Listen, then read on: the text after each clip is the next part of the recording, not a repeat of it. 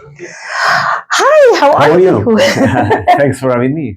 Good. Why don't you introduce your name and what you do? And Yes, I'm Dario Parente. I'm Italian, and I play guitar for Geoff Tate. I started working with Geoff around 2018, and at the beginning, I mainly was a touring musician for him, especially in Europe. And then at some point, he decided to give me a prominent position in the band. So I'm blessed because I'm still a fanboy. I love that because I've seen you since 2018. In the band. Tell me how it all started, like with music, way back. Go way back. Oh yeah.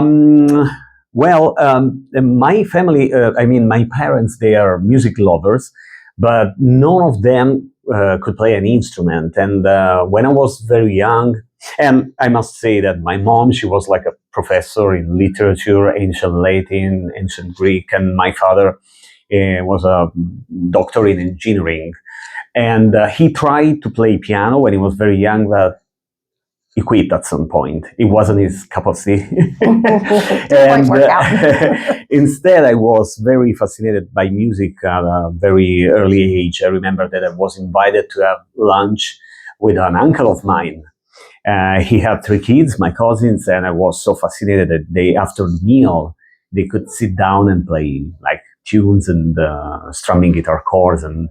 And so I started to be very interested in it. And at some point, I remember that I was very young and I asked my father about the meaning behind some musical piece. For example, instrumental pieces like Moonlight Sonata. Okay. So what's the meaning of that? Why there is a piece of music, no lyrics, but a certain meaning is attached to a piece of music. And so my dad said, "Oh, this is very interesting.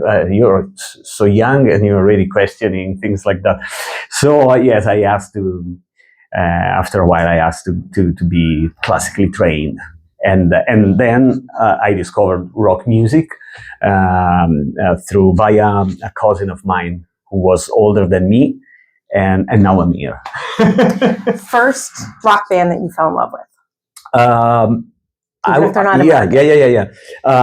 would say that around 85, I started to listen to the pop rock music scene of the time. Some bands like, for example, Dire Straits and of course Duran Duran, Spandau Ballet, they were huge in Italy, and I fell in love with that sound at the beginning. So it was more pop oriented, and then at some point a cousin of mine, he passed me cassettes by Pink Floyd, The Who, all the classic rock bands of the 70s, and still to this day I love a lot of the music of the 70s. And then the first band that really, because at some point I decided that I wanted to play drums. And to got drums lessons, and but when I heard the album, it was Iron Maiden. It was Killers by Iron Maiden. I was the guitar harmonies, they really caught my attention, and so I decided, oh no, maybe guitar is cooler than the drum. And my parents. Sorry, Howard. Sorry, Howard. No, I mean, my parents, they were super happy because probably they. They believe we don't want to have like Keith Moon in the house. That's great. But they didn't realize that a Marshall stud could be even more loud than a drum kit. So probably in retrospect, this has been a mistake. Yeah, they could have. Yeah, the drums are now electronic. You can put headphones on. Yeah, exactly.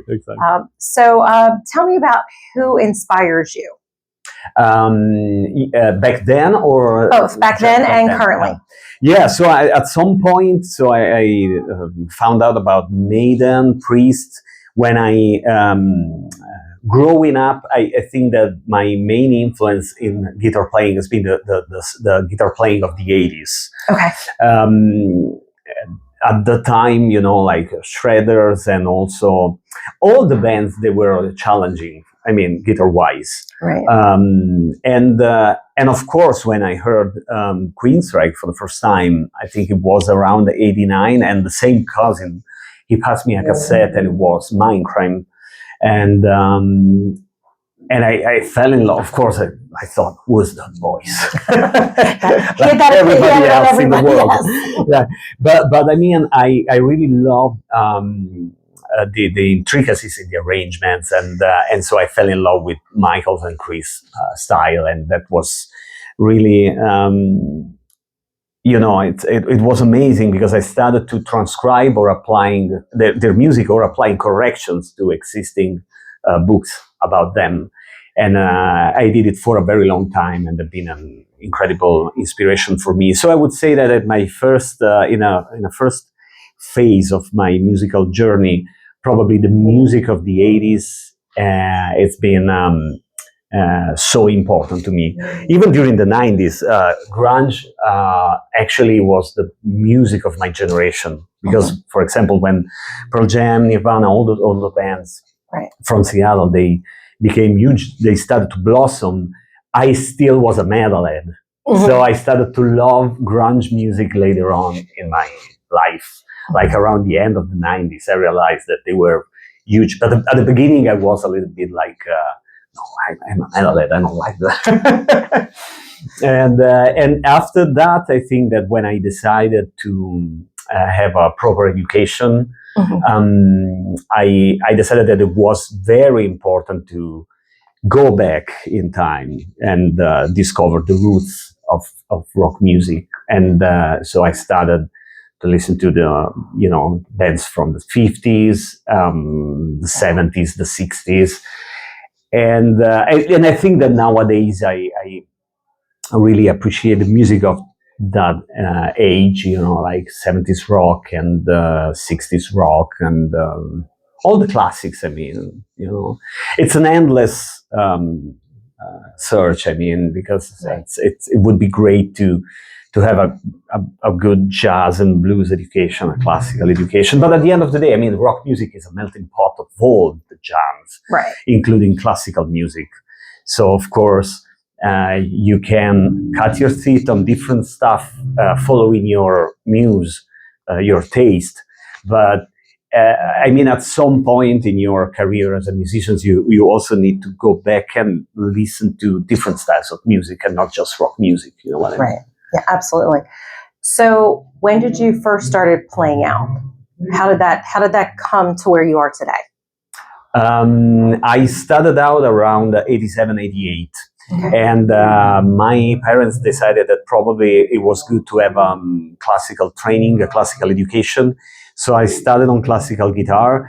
And then after a couple of years, I started to play electric guitar as well. And since I was classically trained, my goal was to, for some extent, having the same dignity on electric guitar, the same discipline that you have with classical music.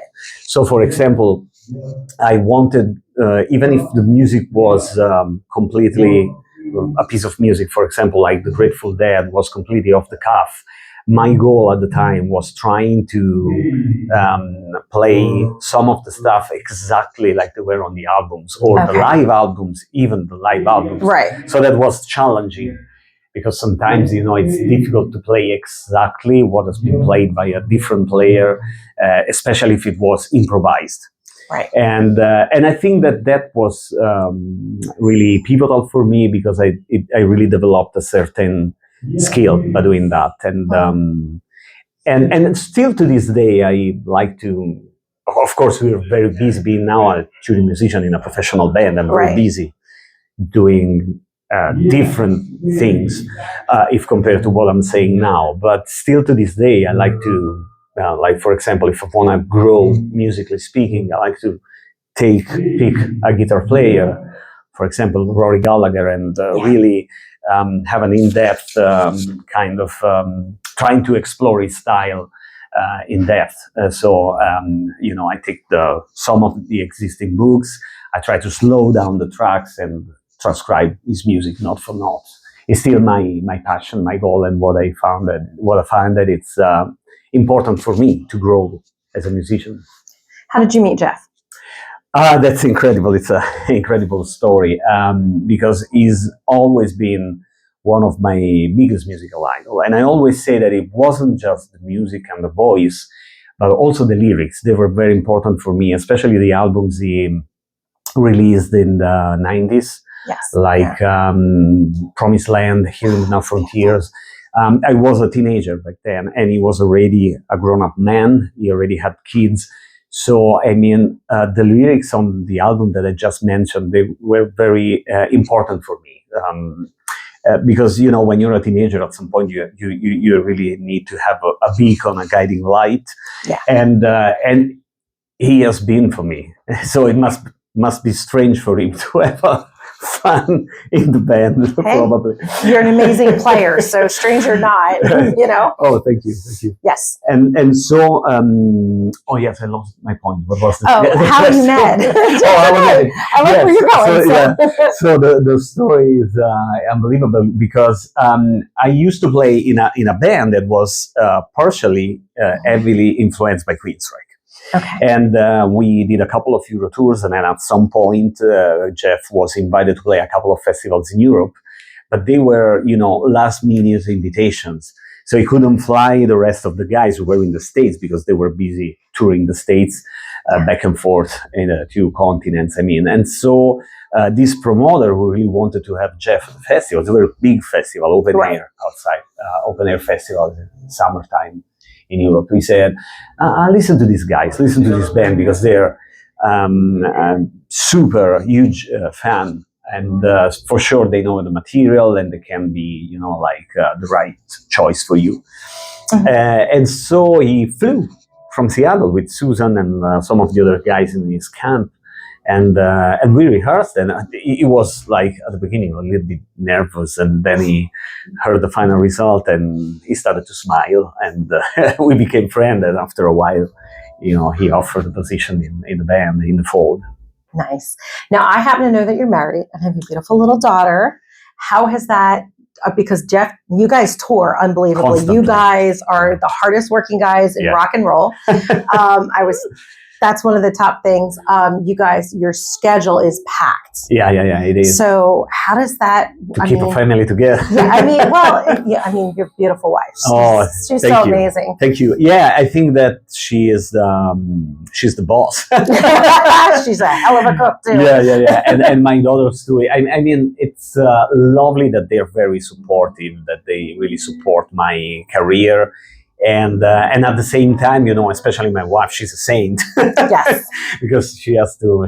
We also have a very young girl, so it's very hard for her. But I mean, we also have to consider that Geoff and Susan, from this standpoint, they're very kind, and because every time they can, we can have our families, for example, on tour with us, on the buses with us, or they're involved during our trips. And also, from time to time, we are basically sent home. You know, like, for example, oh no, I don't want you to be here. I will use this other player for these specific things. It's time for you to go home and spend time with your family. Yeah, that was Ireland. You didn't go to Ireland with us. Oh, yeah. Yeah, exactly. Part of the reason I flew here was because I didn't get to see you in Ireland, and I didn't know if you guys would be back to, I don't know why I didn't think you'd be back in Clearwater, but I figured, well, I'm going to go see Dario.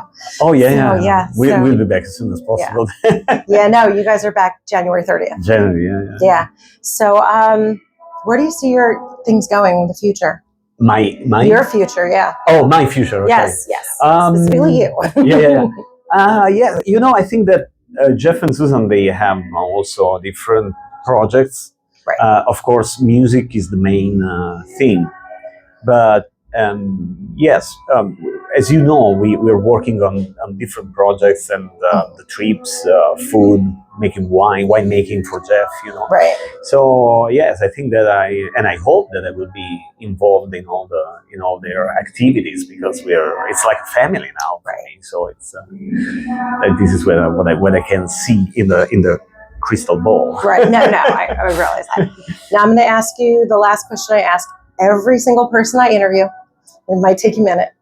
Is there something you want people to know about you, or that you want to leave behind legendary-wise? that Can you say it in different words? Probably I didn't get what. Okay.